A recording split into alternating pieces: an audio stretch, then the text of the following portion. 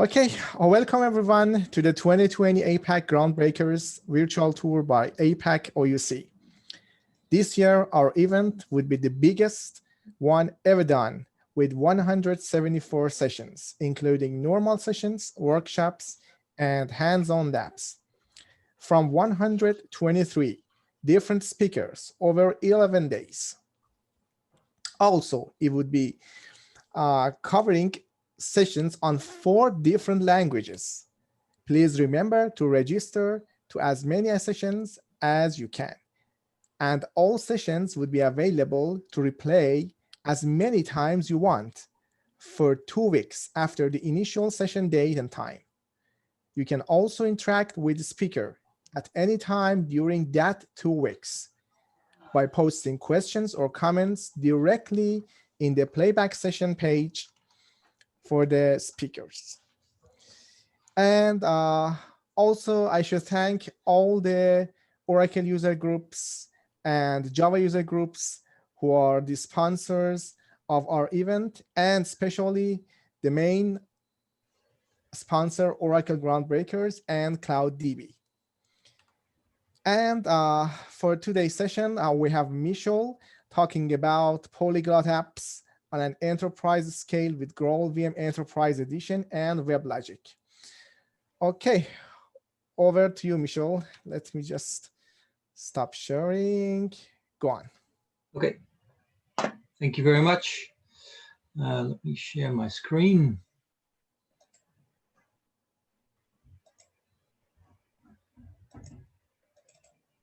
Okay. Good morning, everyone, or good evening, or good night. I don't know where you are located. My name is Michel Schildmeijer. It's 6 o'clock in the morning for me, 6:10 already. I'm sorry, I'm a few minutes late. I had some difficulties with my internet. Anyway, today I'd like to talk to you about WebLogic and GraalVM. I called my presentation A New Era because I'd like to discuss about, of course, about WebLogic and Graal, but also a bit of the future of WebLogic and its relevance, if an application server like WebLogic is still relevant or not, and what the alternatives might be, or what Oracle's plans are with WebLogic. So I hope you enjoy it.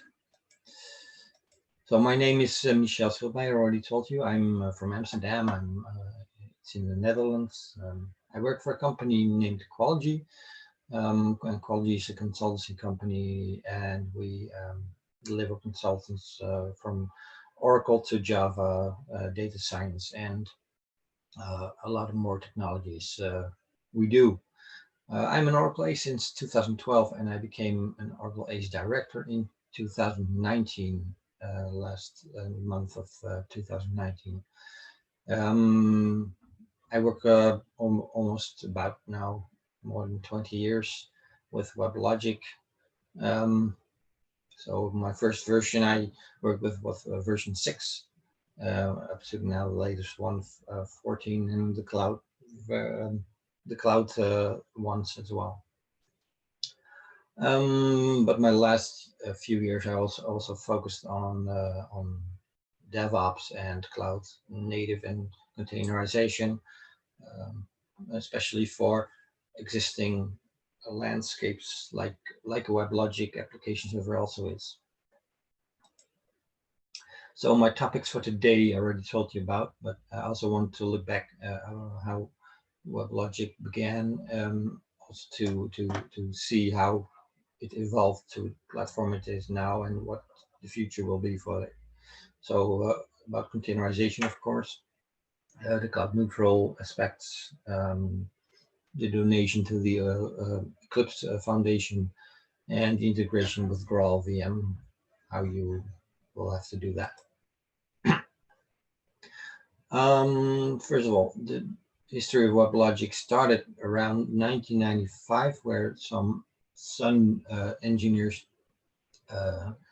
started for themselves working on WebLogic.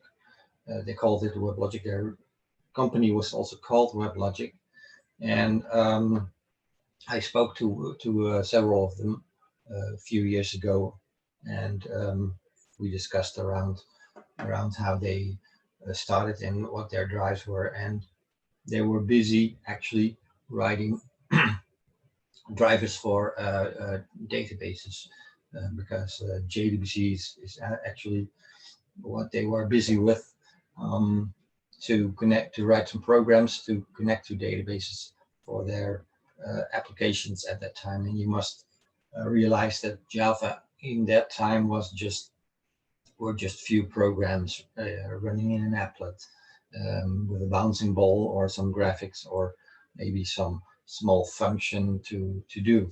So it was really not the Java we know now, the Java enterprise we know now, or the Java community, which is really large.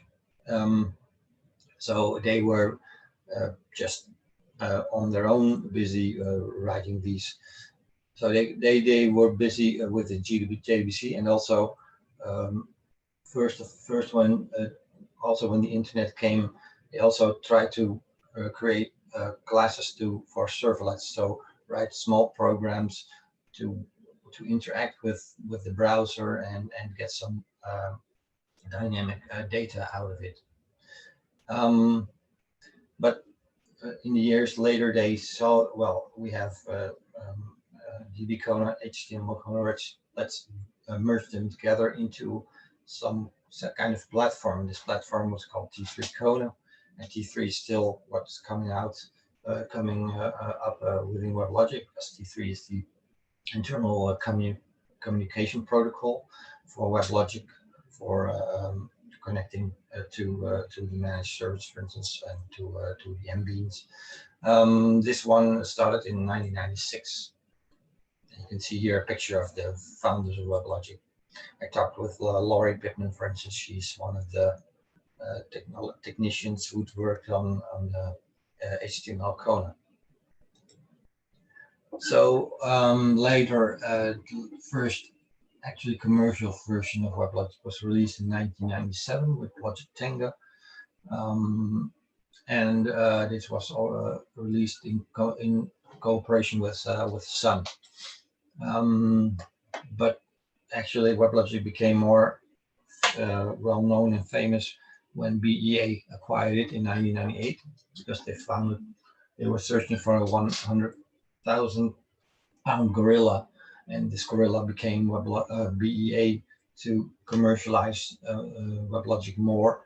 So it was acquired in 1998, and around about 10 years, they made WebLogic actually what it is we know now.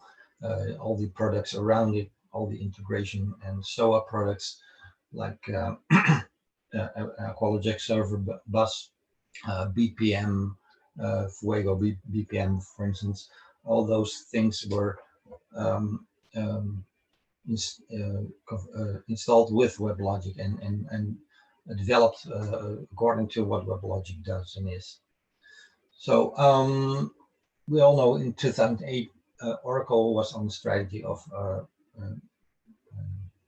acquiring other companies like Sun in 2010 and BEA in 2008, and immediately, of course, it meant that WebLogic became Oracle's platform for applications development, where also Oracle's Fusion Middleware was born, and WebLogic was in fact the foundation of all. When the first release, the release at the time was version 9.2, and Oracle acquired it, rebranded it, and called it the version 10.3.1, and the commercial version was actually 11G, but in fact the version was 10. And through years, about 1 or 2 years, Oracle released a new commercial version, WebLogic.All, which was not really a new version. Actually, it was more like a commercial release, but the only main difference was that it supported Java 6 at the time. it's always a bit behind WebLogic. When you look at other application servers like Tomcat or Wildfly, they already supported Java 6, but because WebLogic is, of course, an enterprise platform with a lot of possibilities, it takes some time to support new versions of Java. Java development goes very quick, at least too quick for WebLogic. So 2012 WebLogic 12, and then 2019 WebLogic 14 was released. When you look at WebLogic, it's called the Cloud Application Foundation for Java applications. When you acquire a license for WebLogic, you can acquire the standard one, the enterprise one, or the suite one. And you already need the suite one if you run some Fusion Web product like SOA or Web Center Portal or Web Center Content. So then you already need the suite, but you can have enough with the Enterprise Edition when you're running pure Java applications. There's a lot of customers who started with working with WebLogic before the Oracle time, only use it maybe as their Java application platform. So when you look at the components of WebLogic, you have the foundation is actually Java virtual machines. So the open source or the Oracle Java virtual machine, or WebLogic can be run also on open source JVMs or on a vendor like IBM's JVM. And on top of that, you have the Coherence grid, data grid for applications, but not only Java, also other applications, C++, .NET. And then on top of that, you have your WebLogic server running, which relies heavily on Java EE. The implementations of Java EE, you can find them in WebLogic server. So, and if you look on further, Oracle built their Fusion middleware portfolio on top of WebLogic. So you have the WebLogic console, but also the Enterprise Manager console actually on top of that, for all the administration and operational stuff you want to do with the WebLogic. And you can also use other interfaces like scripted interfaces such as WLST, WebLogic scripting tool, and some developer tools. Well, all the Java developer tools actually, but Oracle itself has, of course, the Eclipse IDE and JDeveloper for developing Java applications for WebLogic with specific plugins. And on top of that, you build your own application, your packaged applications with their files, or install some other Fusion middleware product on top of that, BPM, so Oracle Service Bus, all kinds of products you can run on top of WebLogic. So if you look at the latest roadmaps for WebLogic and Coherence, well, I already told you, when Oracle acquired WebLogic, it started to make it more suitable for its own products, but still continued to use for a pure Java application for customers who only wanted to use it for that purpose. So in 2012, I already told you, it started to support Java E5 in 2012. It started to use 2006. Coherence was still at version 3.7 at that moment, and from 12 on, you can see Oracle also rebranded Coherence to version 12, and JDK 7 and 8 were supported, and Java EE 6 libraries. That was around 2011, 2014. And now the most common version, although I know some of the companies which are still considering migrating from 11 to 12, and the version you should migrate to is at least version 12 to 1. But a lot of customers are still on 11. I know, at least in my country they are. So it's when you have a huge application landscape, all in Java EE, it takes some time to migrate everything, because it has a lot of impact to do.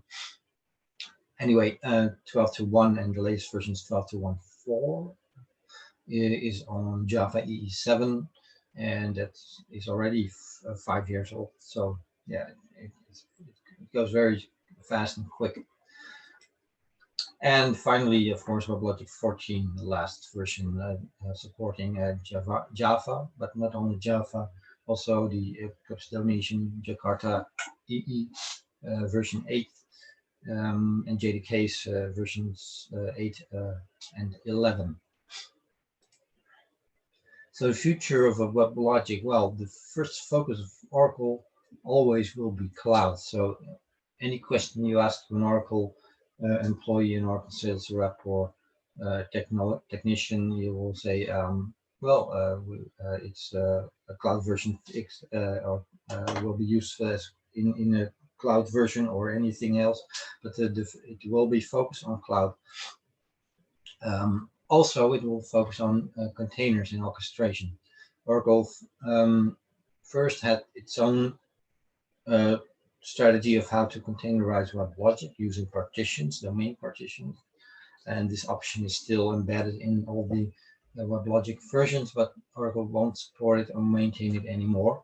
They are deprecated, and it was, in fact, you could install a domain, configure a domain, but you can also containerize this domain partitions with an isolated security realm, an isolated piece of resource consumption, like memory and CPU. You could all isolate these things within the WebLogic domain, but you can still use it, but it's actually deprecated now. But still, all the cloud versions, Oracle will release them on-premise. And the cloud version now for WebLogic is also 14.1.1, and Oracle will continue to develop it. When you look at the cloud options, Oracle started WebLogic in their cloud version 1 with Java Cloud Service. And Java Cloud Service is actually nothing more a PaaS service for running WebLogic. You were still in charge of everything. You could do, you could log in, you could stop your domain, and change all kinds of stuff on it. But Oracle, with the new generation cloud, Oracle stepped away from this Java Cloud Service, and there are two options to choose. You can still do it yourself with the infrastructure. So you configure some virtual machines in the cloud from Oracle in OCI, and you can install your WebLogic and everything on it using all the options from an IaaS. And the second one is that you can run it on the container engine from Oracle, the Oracle Container Engine, Oracle Kubernetes Engine. So those are two options. These are some of the options and the licensing and the costs of it. So yeah, that's it. Also, Oracle is achieving to get WebLogic as neutral as possible to also run for customers who are not still on WebLogic, and they try to get them into WebLogic. And Oracle has also the strategy to develop applications, to develop platforms for open source, and the same accounts for WebLogic. Of course, WebLogic is a commercial product, but you can use it in combination with all kinds of open source technology. It also accounts for several monitoring and tracing tools, message routing, more modern ways of message routing. You, of course, your bus, but also you can use a service mesh, and also focus on security. And you can see at the right, there are some products well known. If you work in cloud native world, you know them all. I will discuss them a bit later. So Oracle WebLogic is also CNCF certified, so you can run it and it will be certified by Oracle. And WebLogic is supported to run, and Oracle announced a few days or a week ago maybe that WebLogic now was production ready to run in the cloud. It could be the Oracle cloud, but it can also be Azure. Azure is heavily supporting WebLogic. They have their Oracle's image on the marketplace, and you can also run it on the Azure Kubernetes service. And Oracle also supports several runtimes, like the factor standard Docker, but also other runtimes, the more OCI compliant and Kubernetes compliant runtimes like Cryo. And for orchestration, of course, Kubernetes to orchestrate all your containers where you develop your applications for WebLogic 2. They will all be supported for them, and also is Oracle busy on certification for Istio. Istio is a service mesh, of course, and more the future for WebLogic. When you look at it, the base package, but also how it works, complexity of it, Oracle will also strive to get a smaller footprint for WebLogic server, because if you do containerization, you want to have containers as lightweight as possible, and still when you look at a WebLogic container, it's still about 4 gigs big. And of course you can do if you run containerized, slice it up in layers, because you can do image layering on your container level. So that means you don't have to make your images that large. So the support for Java and also Jakarta EE, and Oracle also is busy developing a platform which is called Verisono. And first of all, I already told you Oracle's WebLogic is fit and purposed to run on multi-cloud on Amazon, but you know the cooperation with Azure is great, is big. So Oracle will also support runs it on Azure with IaaS or Azure Kubernetes Services. And the options for that are you can do it on different. You have different options over there. You can do a single node install for your development purposes. If you want to test something very quickly, using some kind of pipeline where you install a very quick WebLogic server on one node, and you can throw it away again if you like. And it's only an installation of WebLogic. And you can also do the option of having only an admin server running, start a domain using only an admin server, or using a cluster, or either a dynamic cluster with a cluster of a managed service in a dynamic cluster configured. And this is a bit how it works on Azure actually. You have your Azure Regions, an Azure Traffic Manager, and application gateways in the two regions. You have some replication in between, and on lower side you have your Azure Active Directory connection and a cluster of WebLogic, maybe a database underneath. Yes, already told you this is how it works on Azure. It's pretty much the same when you look at Azure or Oracle. Of course, their interface is different, and they have some specific Azure stuff, but the Azure Kubernetes Services is pretty much the same. Concepts are the same, so it won't be too much shift. But of course, if you're an Oracle customer, the first choice will be Oracle Kubernetes Engine, I suppose. So when you look at WebLogic as an enterprise platform, then you can make it. You can divide it up in a few sections. First of all, if you're developing of WebLogic, it should be, of course, as neutral as you can, that you don't have to worry about specific WebLogic handles, but still there are some things. If you do clusterize and everything, you have to consider everything to make it work, on a WebLogic cluster. But still, it should be as neutral as possible. So any technology you are using for developing and testing your software is all generally available in open source also.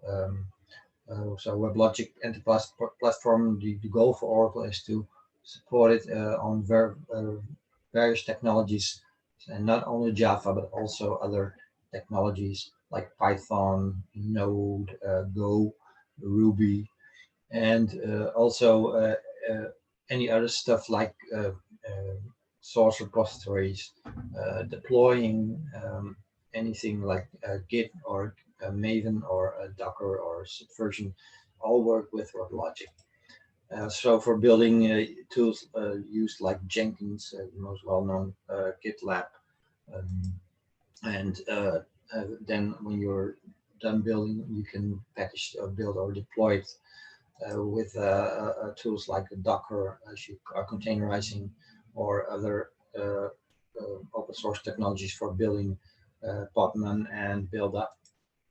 And for running actually your applications, so running it on test or production or acceptance, you can use container runtimes.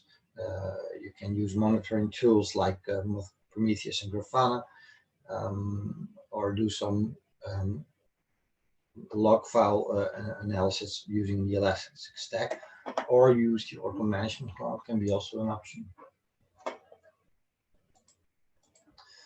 Oracle also developed its own cloud native platform. It's an enterprise cloud native platform. It's still in development at the moment. It's kind of, I compare it with Kubernetes open source enterprise platform maybe, and it consists of various components where you can install. In the end, you can install your WebLogic instances on.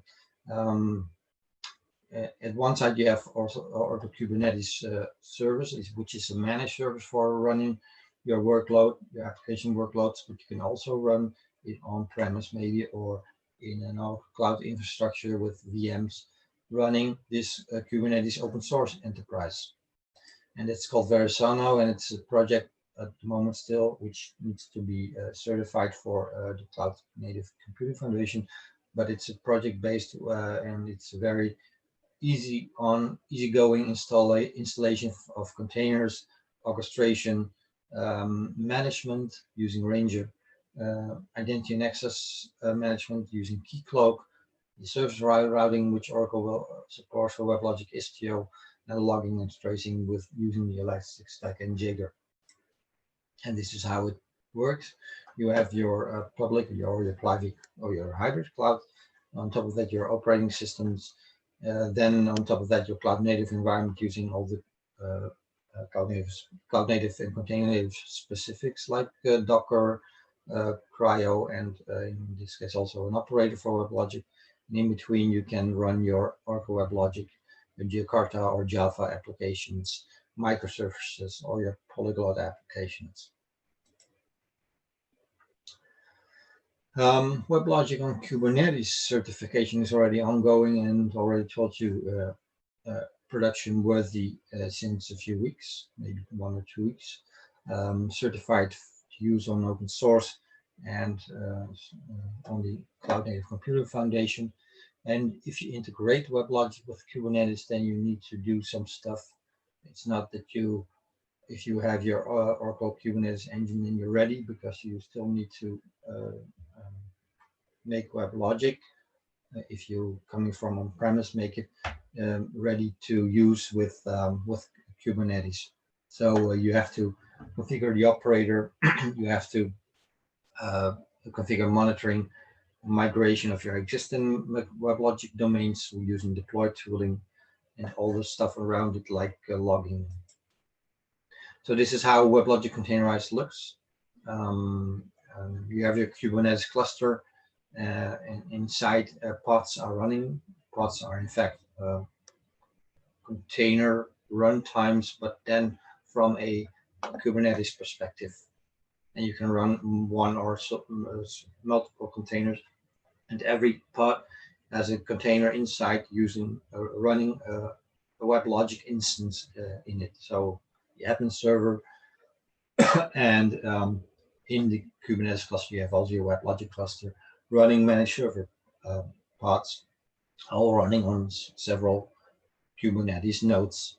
And in front, you can use a load balancer solution like Traefik or Nginx or Voyager to expose your applications to the outside world, or use your cloud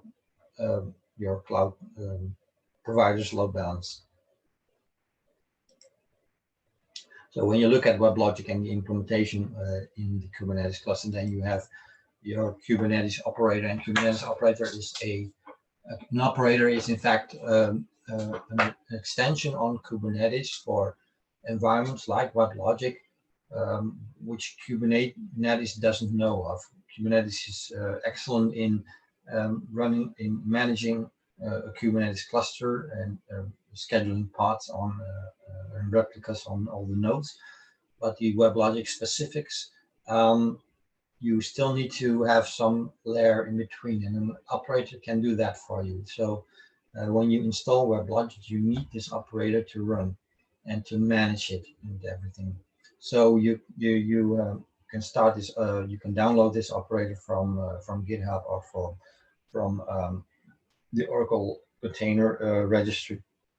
And when you have that, you can have some YAML files to have your WebLogic domain inputs in it, and install WebLogic domain using this operator on your Kubernetes engine. So you can create a domain resource for that, and the operator will pick it up and install your entire cluster based on the specifics you had in your WebLogic domain YAML. So you use the WebLogic Kubernetes operator, and finally you can run WebLogic with Kubernetes, but also you still use the admin console. So your managed servers are configured by the operator to be dynamic or be just configured as managed servers, plain managed servers. You can use the operator to specify your T3 channels in your admin console to be accessible for your administrators. And all these things like exporting it to monitoring or logs, you can use the operator for. Also start-stop operations, WebLogic diagnostic purposes, and also using the REST API for managing your WebLogic more on a automated way. When you have something like a DevOps pipeline, and you install your WebLogic and will want to start and stop it, you can use the REST API for that as well. So Jakarta EE is, of course, the donation from Oracle of the Java EE to the open source community. It's working with, still working heavily together and collaborate with the Eclipse Foundation. And it's actually the open source standard for enterprise Java, but it's still compatible with Java EE. You don't need to redevelop all your applications, because all the namespaces are in fact transferable and transparent for each other. So you don't need to deploy your application or develop your application totally new. And the WebLogic Server 14 is supporting Jakarta EE. So if you're developing open source applications, you can run it with Jakarta EE instead of Java EE.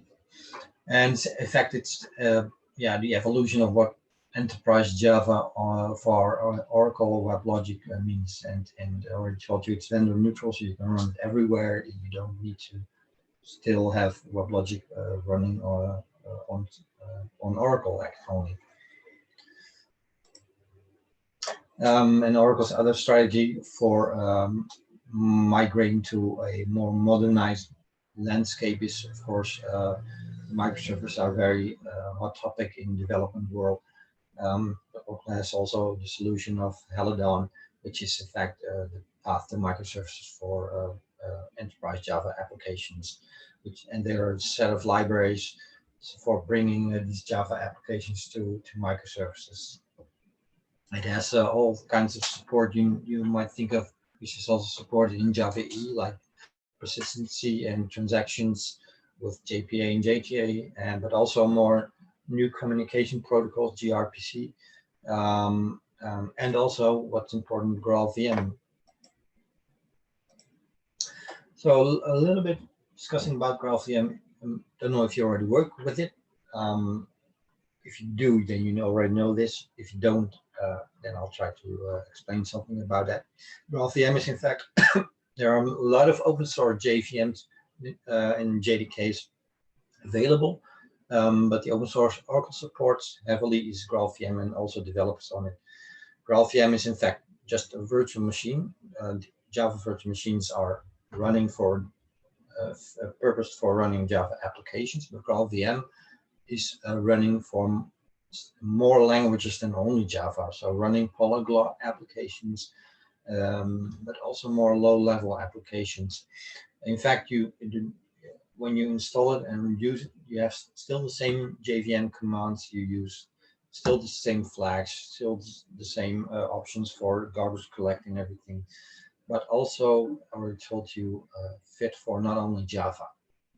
It still runs Java, so for customers who run Java, it's still pretty much the same, but you can also run other applications natively in your JVM. So you don't need to have a kind of Java version of Python or a kind of Java version for Ruby. You have some version implementations of Python, like Jython, which WebLogic also uses for its scripting interface, and that's in fact a Java implementation for Python. But for Graal, you have still your Python, and on top of that, you have an interpreter for Graal Python. And for Ruby, it's just Ruby which you're developing, and the interpreter for that is Truffle Ruby. You have two versions of GraalVM. You have the Enterprise Edition version, and you have the Community Edition. And the Community Edition is free available, and you can run any application, container, or whatever you program for Graal. You can use it with, but it's not meant for running on WebLogic. I already told you it's multi-language, so it's of course JVM for all the Java-based languages, also for Kotlin and Scala, but also you can use it as an interpreter for non-Java languages, Python, Node.js, or other JavaScript languages, and also low-level languages. I already told you, like C or C++. So that's also an amazing fact to know. So if you look at traditional Java virtual machine, how it works, this is in fact a very simplified way of telling how a Java virtual machine works. You have your Java code developed, and all this process happens more or less runtime. You have a JDK compiler which compiles all your Java code in classes. The runtime compiler picks it up and translates it into Java bytecode, which is translated actually to machine code using the Java runtime.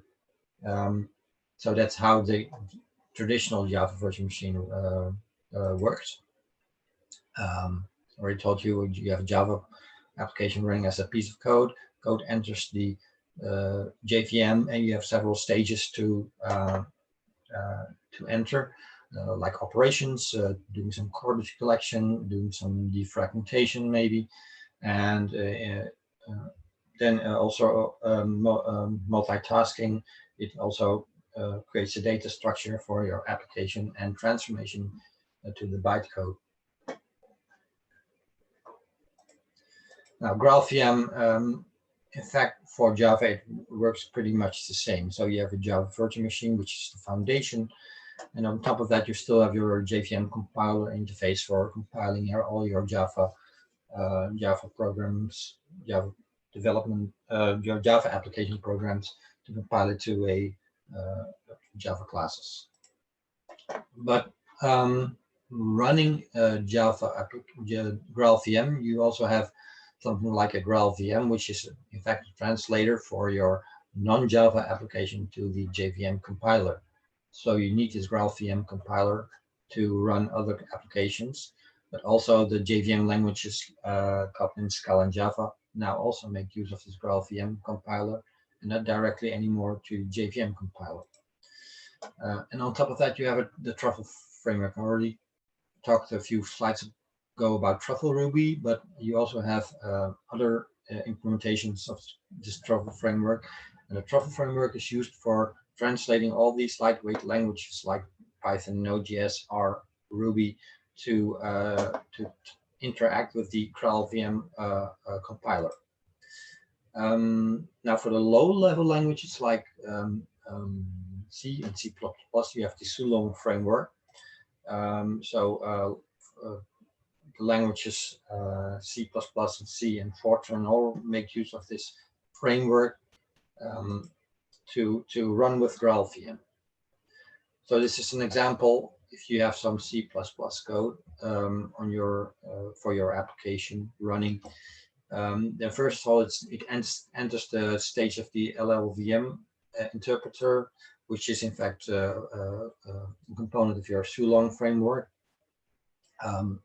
And then the Truffle is interpret all the code from your LLVM and it translated to the Graal interpreter, and actually at the end it runs in your GraalVM compiler. So there you have your C code running in a Graal JVM VM. The second version for Graal is the enterprise version. You can use it standalone using your subscription license, and the core factor is still pretty the same as it is. You know, Oracle commercialized all the Java versions, so if you run any Oracle Java VM on non-Oracle platforms, then you have to pay some subscription license, and this is the way Oracle calculates it. Or you can do it named User Plus, but if you run WebLogic, then you don't need it's embedded or it's enclosed in your WebLogic distribution, so you don't need to pay an additional subscription for your GraalVM. You have two modes, and it's also actually free. You can also install GraalVM EE standalone on Oracle Cloud Infrastructure, so without WebLogic, but just running it on the cloud infrastructure, and it's also free. So you don't need to have a subscription license for that too. You have two modes running with GraalVM, just-in-time compiler, and that's one is being used by WebLogic, of course. And if you have your standalone, like running it on Oracle Cloud Infrastructure or maybe on-premise, then you have your AOT, ahead of time compiler running with a native image of GraalVM. So what you need to do is to integrate it into WebLogic. There are several steps to take. Obtain the GraalVM software package. There's no Docker GraalVM Enterprise Edition in the Oracle Container Registry available, so you need to build your own image and push it to a private registry. If you have it, can be your cloud registry or a local registry. And you can build your 14 WebLogic using this GraalVM image. And then on top of that, you can create your WebLogic domain using the operator, which I discussed a few minutes earlier. So GraalVM Enterprise Edition, I don't know the last version for now, but the last certified version is 19.3.2 for WebLogic. You can download it from eDelivery, and you can download all the additional images and they're all packaged in one tarball. And this is how it's being built. The GraalVM image is built like having a base image using Oracle Linux 8, and it's a stripped version, so it has a minimum of components in it to keep it as lightweighted as possible. Still, for WebLogic, you need some additional tooling, so you need to have some tools like diff. So if you build your own image, then you have to include some extra stuff into it to make it work for running on WebLogic and Kubernetes. So you build your GraalVM image 19 based on this Oracle Linux 8 Slim version, and when you build your Oracle WebLogic 14 image, you can rely on your GraalVM EE image and push it to your container registry. So these are some of the commands to be used. You have a Docker file, I will show you later, where you can build your GraalVM image, then tag it and push it to a registry. And then you have it. This is the Oracle Cloud container registry, but you can push it also if you have Azure to your Azure registry using all the Azure commands for that. And same counts for your WebLogic. So when you integrate it into Kubernetes, then you have to pull it actually from your image registry. And in this case, my previous build, WebLogic 11 GraalVM image was located here in my Frankfurt region container registry image. So you can pull it from there, and it will run on this new image without without any trouble actually. And then you have your Kubernetes integrated using your WebLogic GraalVM images. So that's really amazing. So some conclusions from the end that if I look at it, the relevancy of WebLogic using and its future, it will be supported on 11 and versions behind that. But yeah, you have to consider if you use WebLogic, it's always a bit behind of what there is new on Java. So if you have a new JDK, then it will take not a few years, but maybe a year or so when after WebLogic is certified. In history, took a lot more time. WebLogic was one of the last platforms which was certified for Java 6, for instance. But yeah, I think I expect it will go much more faster. It will be more modular. I already told you the footprint will be much more lighter than it was. So can be that maybe we will become some WebLogic Lite version for running it just specific parts of your application landscape. And of course, if you coming from a situation where you have WebLogic and Java as the most important component of your application infrastructure and landscape, then if you want to migrate to something like cloud or anything or containers or something, microservices or function servers, serverless, then it takes some time. And yeah, this step from Oracle to containerize WebLogic in between can be a help for you to go to your path of cloud neutral and container native and all those kinds of aspects of modern IT. So it's an ongoing evolution. I think Oracle themselves, they can't tell you how it's going to be in 5 years. So the question if application servers are still relevant, yes, they are at the moment, especially also for the migration and everything. But also when you look at Oracle strategy for microservices, they can help you in your path. So yeah, I think it still will be relevant for the coming years. Last but not least, I want to say there's no Fusion middleware support for WebLogic 14 at the moment, but Oracle is working on it to have products like so and OSB on WebLogic 14. but for now it's only certified and used for Java. Well, so that concludes my my session. I don't know if there are any questions. If not, you can reach me through the channel from the APAC.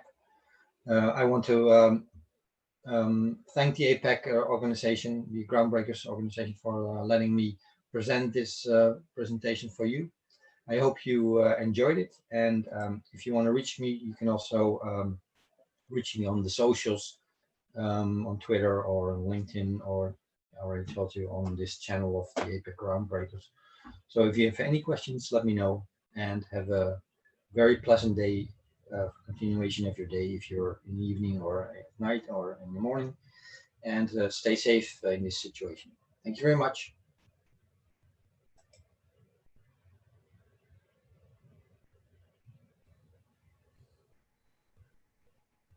If there's any question, you can also use the Q&A tab and ask your question over there.